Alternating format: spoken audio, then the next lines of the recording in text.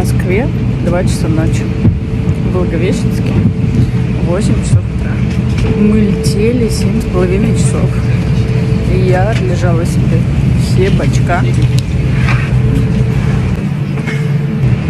Вы тоже себе отлежали все бочка? Как был перелет?